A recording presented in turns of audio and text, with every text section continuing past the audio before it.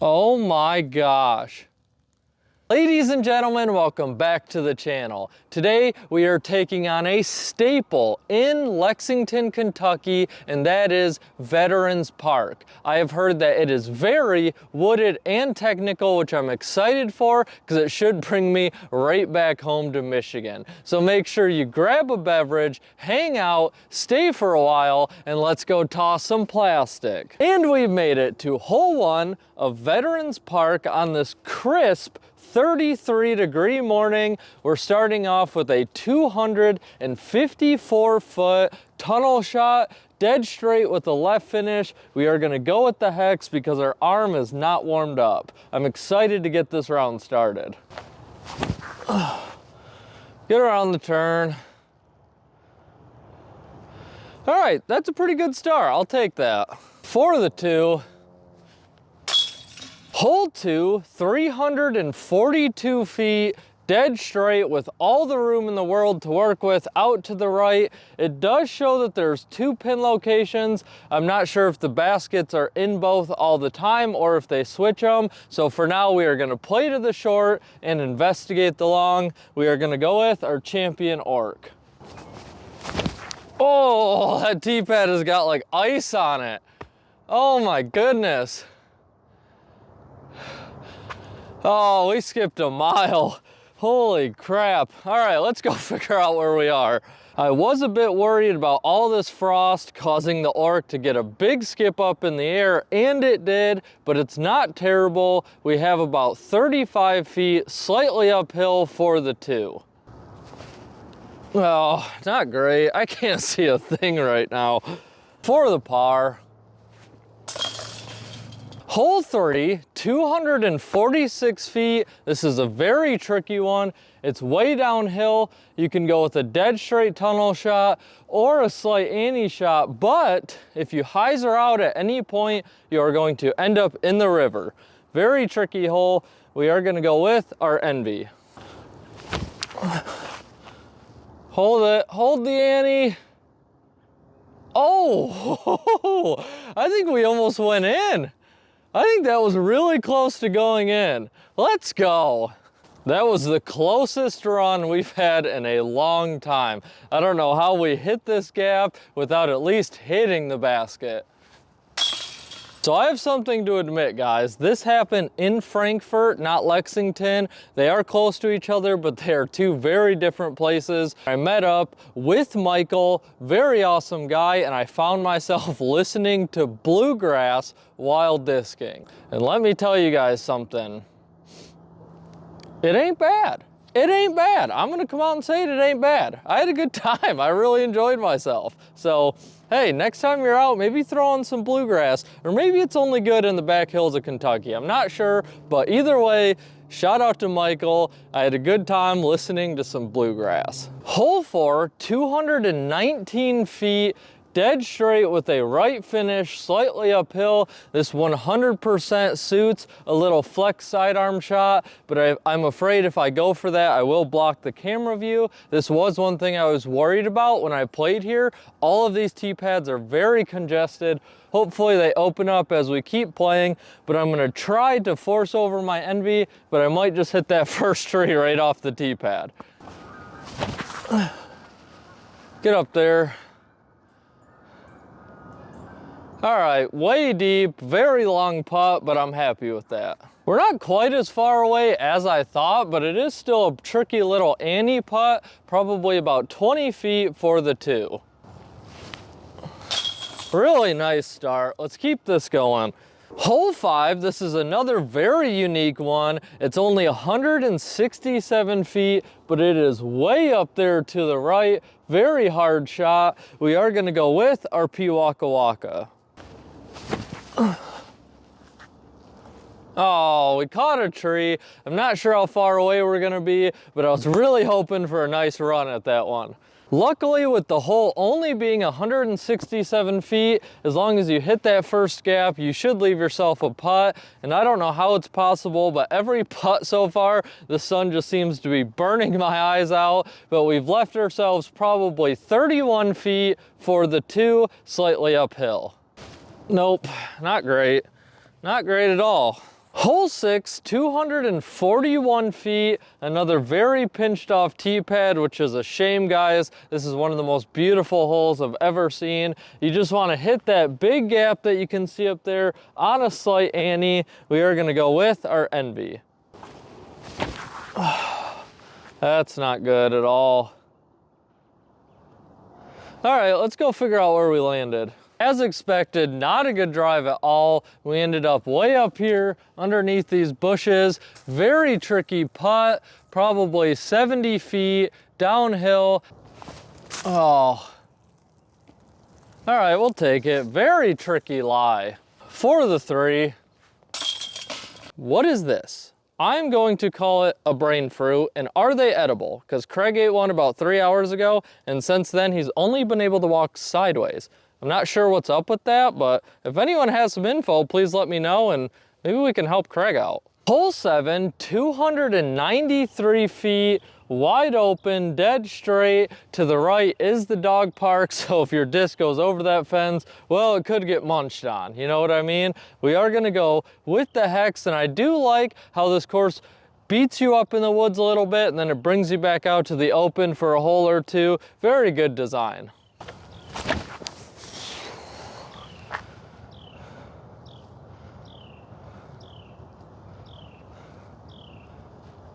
It's gonna be a long putt, not our best toss. As you can see, we have left ourselves with a tricky little putt here, probably 32 feet, and the basket is elevated to add a little more difficulty to this wide open hole. Nice putt, we needed it. This definitely feels like a hole you must get. Hole 8, 288 feet, very technical ante line the entire way. I would like to go with the breeze, but I feel it's a little too cold to be throwing that disc, so we are gonna full send it with our Envy. Oh, dang, we did catch a tree up there. We should be able to get up and down though. We really didn't get far up this fairway. We've left ourselves either this backdoor hyzer lane, but honestly, that'd be very hard to get to the pin with. And then this very tricky dead straight shot with a right finish if you want to go for it. But if we just land dead straight, we should have a putt. We are gonna go with a fan gripped Waka Waka.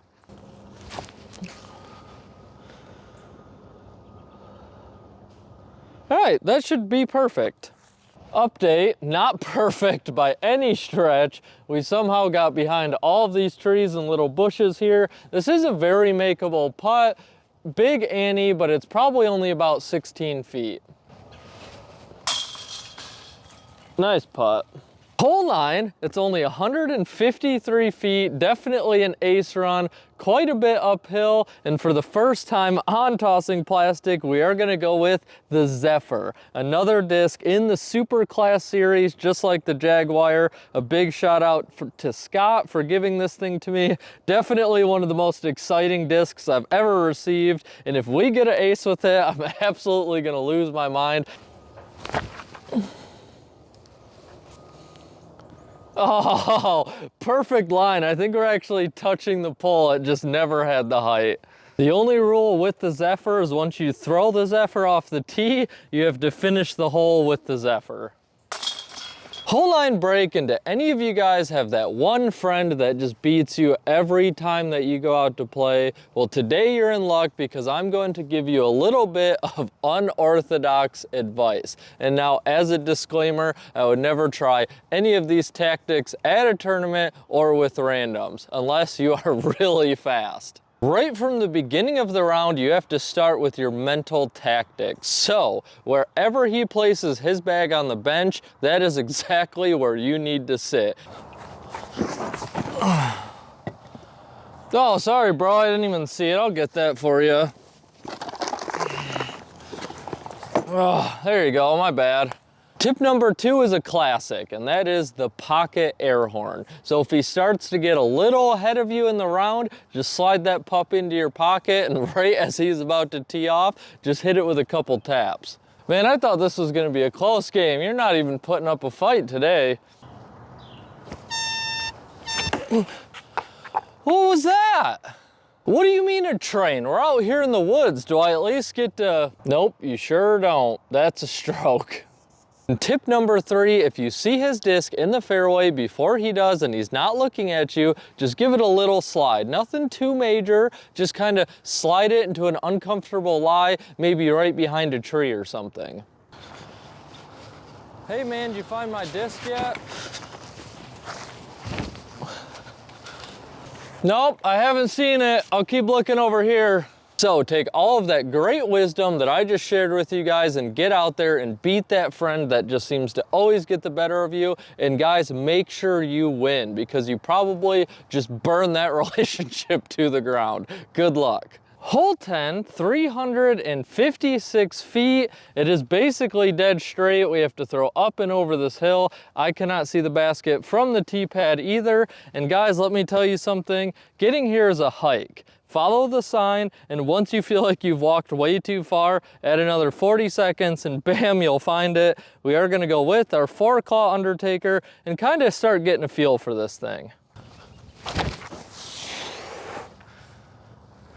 Fight back? Okay, that might be all right. That thing is pretty flippy. I kind of thought all the 4-claws were like a stable run, but that thing is definitely flippy. Very lackluster tee shot, there's no doubt about that. This is definitely an interesting disc. When I try to really push it for distance, it just overturns, but when I throw it soft enough to get the S shape, it just doesn't go that far. We will work on it a bit more. We've left ourselves probably 85 feet downhill for the 2. Come on. Oh, good run. For the 3. Hole 11, 331 foot, big ante shot. Hopefully you guys can see the basket because I can't. I am gonna full send it with this 4-claw undertaker and see how it does for a big ante shot. Nice flip. I mean, it holds the flip. I mean, let's see how good that was. That felt good. That was a nice shot with it. The undertaker definitely came through for us on that one. Hole 12, the rangefinder has it at 208 feet, very finicky line. You definitely want some right turn off your tee shot, and then you do want it to fight back left, and there is a handful of guardian trees up there by the basket. Definitely a runnable hole, but a tricky one. We are gonna go with our champion Rhino.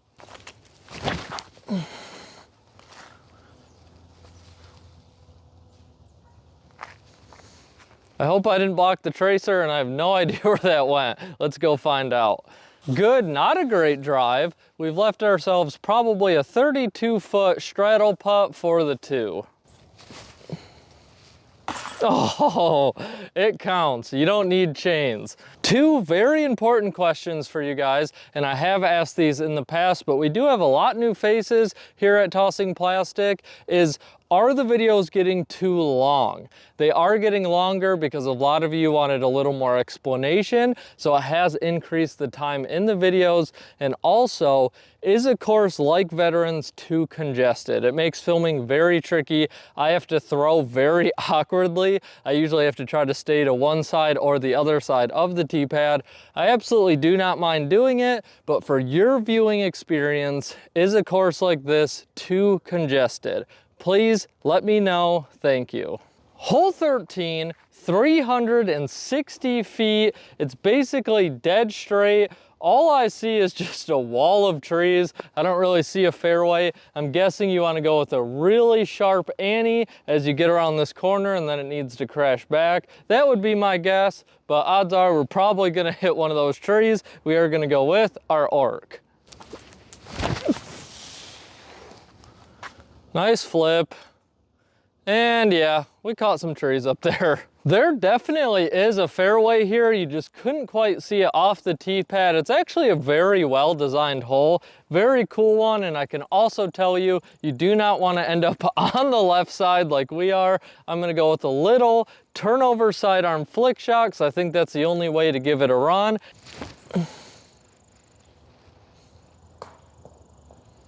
For the 3, hole 14, 288 foot tunnel shot. This is a pretty tricky one. You want the disc coming in on an ante. It will set up better for a putt. We are gonna full send it with our Envy.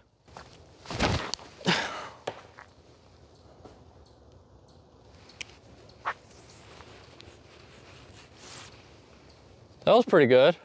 Not a bad drive. We've only left ourselves probably a 230-foot putt. We are gonna give the Envy a chance to redeem itself here. Slight ante the whole way. Hold it.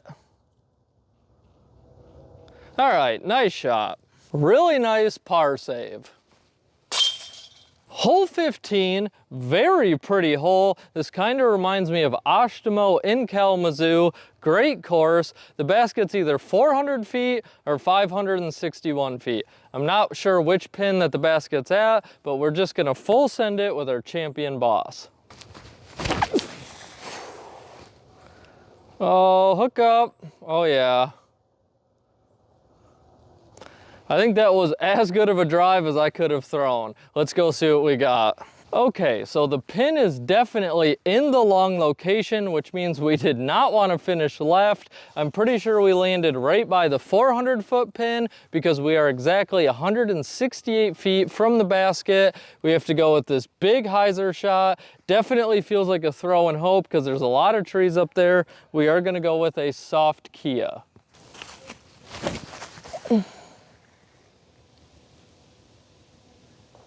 All right, that should work out pretty good. Very nice three. Hole 16, this is a tricky one. 384 feet. You can go with a dead straight up the middle, very hard shot, or you can throw down the left-hand side with a big turnover and probably scramble for a pretty easy par. We are gonna take that route because we do not want to kick off to the right. We're gonna full send it with our Orc.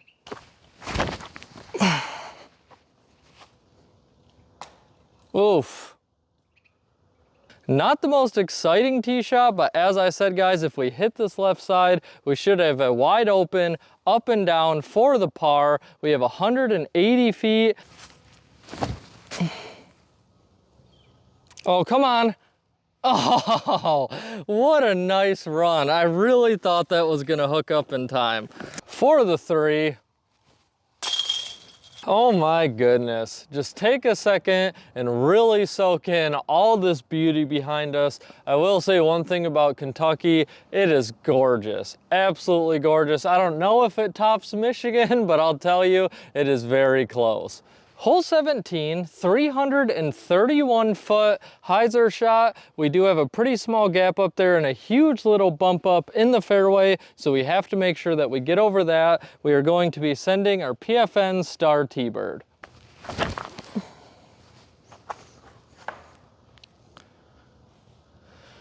Oh boy, that is going to be in a terrible spot.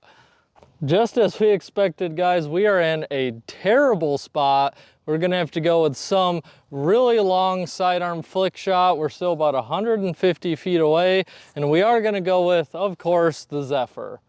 Why, I have absolutely no idea, but we are gonna send it and see what happens.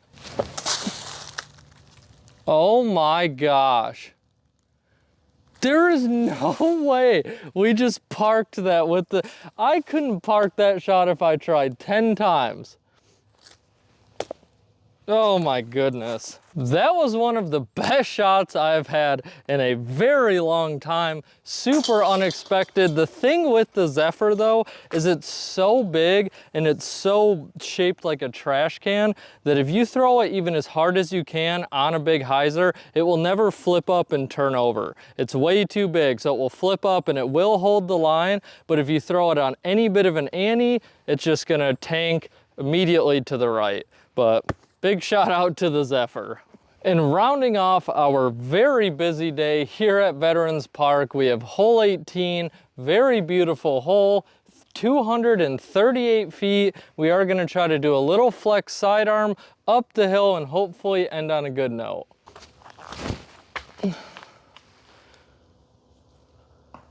Oh, we caught a tree, but I think we'll have a long putt. We definitely wanted a lot more flex on that shot. We have left ourselves a makeable one. It's probably about 53 feet uphill for the 2. Come on. Oh, not a bad run.